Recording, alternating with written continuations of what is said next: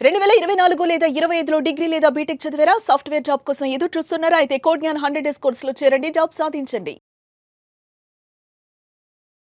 ఒక student upskill అయిన తర్వాత లేదా ట్రైనింగ్ ప్రాసెస్‌లోనే తనకు అనిపిస్తూ ఉంటుంది. పలానా సాలరీకి టార్గెట్ చేస్తే బాగుంటుంది అని. అందులో ఎస్పెషల్లీ 8 ఎల్‌పీఏ గనుక ఒక స్టూడెంట్ వెళ్ళాలి అనుకుంటే ఎలా అప్‌స్కిల్ అవ్వాలి?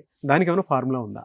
సో 8 ఎల్‌పీఏ అన్న చాలా మంది అది చాలా హై ప్యాకేజ్ ఏమో టార్గెట్ చేయలేమో అని చెప్పి అనుకుంటారండి. హిట్ చేయడం కష్టం అనుకుంటారు. అవును, హిట్ చేయటం కష్టం అనుకుంటారు. సో ఎవరైతే 70% అబోవ్ ఉంటుందో బీటెక్ ఆర్ డిగ్రీలో వాళ్ళందరికీ అది పాసిబులే అనమాట. ఎలా పాసిబుల్ అన్నది నేను సింపుల్గా హిట్స్ అనే వర్డ్ యూజ్ చేసి చెప్తాను. సో హిట్స్ అంటే HITS. ఓకే, హిట్స్లో ఫస్ట్ హెచ్ తీసుకుంటే హై డిమాండ్ స్కిల్స్ కావాలండి.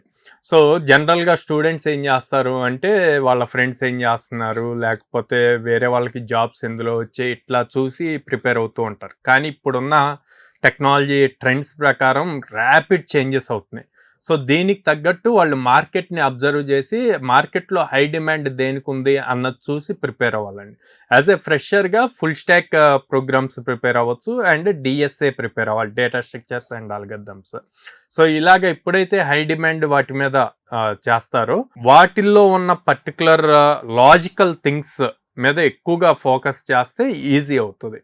ఓకే, నెక్స్ట్ ఐ వచ్చేసి ఇండస్ట్రీ ఎక్స్పోజర్. ఓకే, సో ఈడ స్కిల్ నేర్చుకున్నాం, ఫుల్ స్టాక్ అని డిసైడ్ అయ్యారు, అదే హై డిమాండ్ ఉంది మార్కెట్లో, ఫుల్ స్టాక్ అని డిసైడ్ అయ్యారు. కానీ ఇండస్ట్రీ ఎక్స్పోజర్ కావాలి.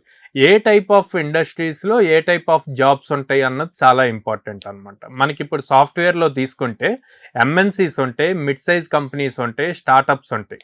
మళ్ళీ వీటిల్లోనే ప్రొడక్ట్ బేస్డ్ కంపెనీస్ ఉంటాయి, సర్వీస్ బేస్డ్ కంపెనీస్ ఉంటాయి.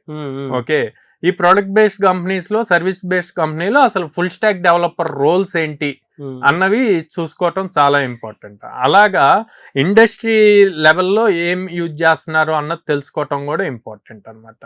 Next okay, top notch skills అనమాట. సో స్కిల్స్ని షార్పన్ చేయాలి. ఏంటి, ఆల్రెడీ మీరు రీసెర్చ్ చేశారు, ఇండస్ట్రీ ఎక్స్పోజర్ ఏమున్నాయో అది తెలుసుకున్నారు. ఓకే, ఇప్పుడు ఆ స్కిల్స్కి సంబంధించి కమ్యూనికేషన్ స్కిల్స్ అంటే మీరు ఎక్స్ప్రెస్ చేయగలగాలి కదా. ఓకే, మీరు ఇంటర్వ్యూకి వెళ్ళినప్పుడు మీకు ఉన్న స్కిల్ని ఎంత నీట్గా ఒక స్టోరీ లెవెల్లో చెప్పగలగాలి. అలా చెప్పాలి అంటే కమ్యూనికేషన్ స్కిల్స్ ఇంపార్టెంట్.